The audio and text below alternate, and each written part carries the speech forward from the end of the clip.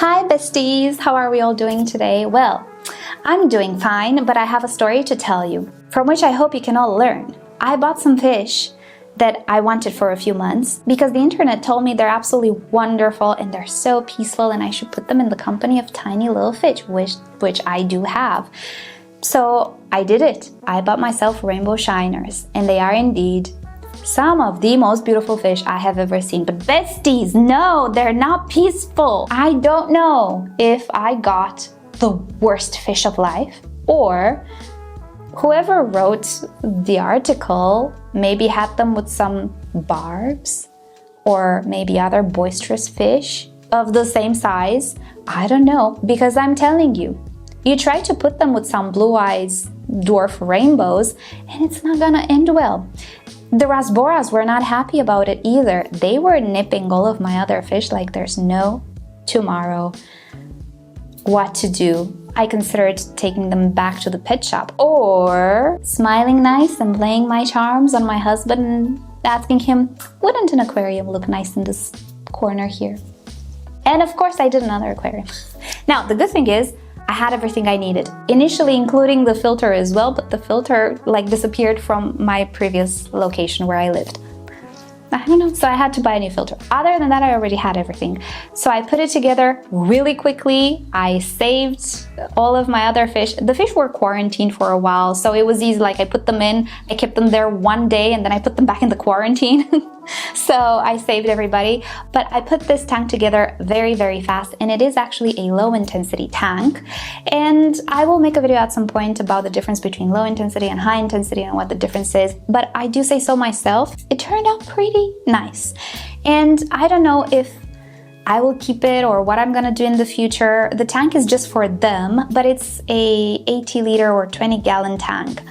These fish, they're not very tiny. I would love them in a slightly bigger tank. They don't seem to mind and they're already spawning. But anyway, they seem to be doing well there, but I would love them in a little bit of a bigger tank. I don't know.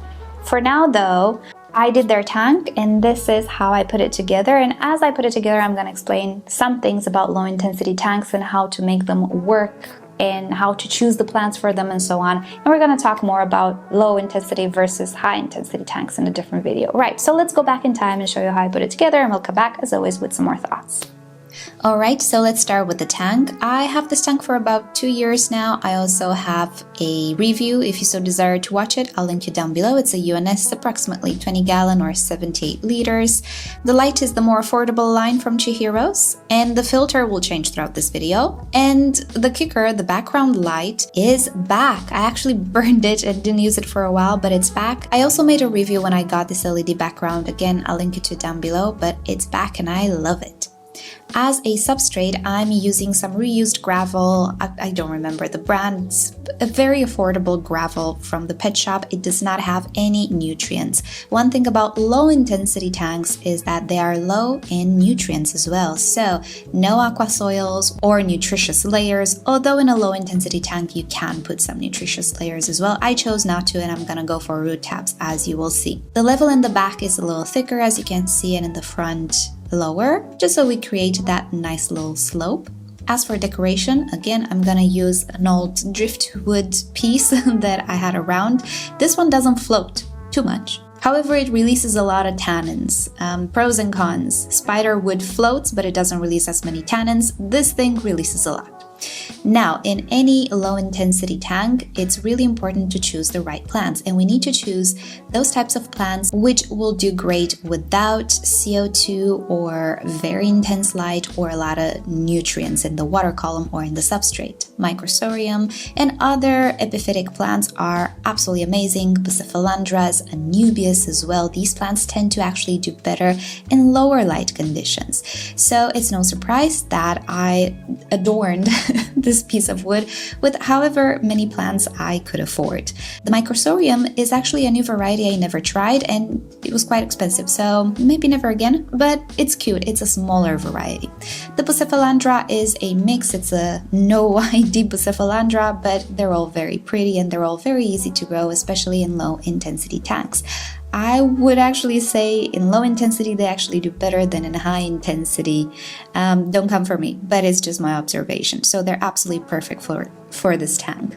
Another great plant you can't go wrong with in any setup is Echinodorus or Amazon swords. This one is the compacta, which tends to stay rather smaller. This is Echinodorus Rennie, again a not so tall Echinodorus. This one is coming from my 240-liter tank. I put something else there and I moved this one here. It's more appropriate. And the next species, let's say, of plants that go well in low intensity tanks are cryptocorynes. So I have a variety of cryptocorynes here that I had in other tanks and I'm just adding them here. I really don't remember the IDs. This one though, this is a new one I had to try. This is Florida Sunset, something like that. You will see pictures on the internet with this plant being variegated. Here's my prediction: in water it will not be variegated, so yeah, but I think it's gonna look good. Now here are the tabs that I'm gonna use. They're the crypto tabs from Tetra. I've been using these things for 20 years. They're the most affordable thing at the pet shop, and you know what? I like them. They don't have nitrogen and phosphorus. They do not promote algae, especially at the beginning. I've never had issues with them and the plants really like them. Are there better tabs on the market? Probably, sure. I only use these ones because that's what I had around and I'm pretty happy with the results. So what I do is I split a tab in 4 and I put each quarter under the more, let's say, hungry plants. You can't really overdo it too much with these tabs since they don't have nitrogen and phosphorus. But anyway, I used about 3 tabs total. So now let's fill up the tank. I'm using straight tap water and I'm using Seachem Prime as my dechlorinator. Always use this thing, and also Seachem stability, sorry, I always confuse it with equilibrium. This stability, bunch of bacteria, which in my experience, they do actually help. Now you can see the filter hanging on the side. It's a Dennerle filter. Well, it leaked.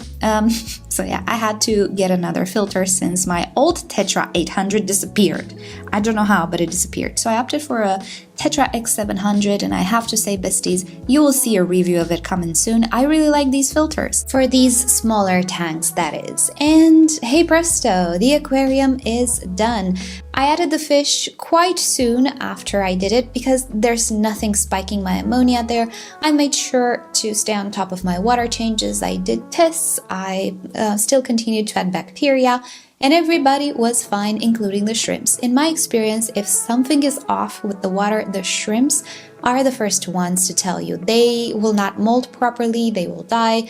Shrimps are actually much more sensitive than fish, but I had no issue with the shrimps in this tank. And that is really mainly due to the filtration. There is quite a lot of filtration for such a small quote-unquote tank. Some might say it's a little over-filtered, but that's okay. When we don't have a whole lot of plants that grow fast, we do rely a little bit more on the filtration side, mainly the biological media in our filter, but also, of course, on the flow.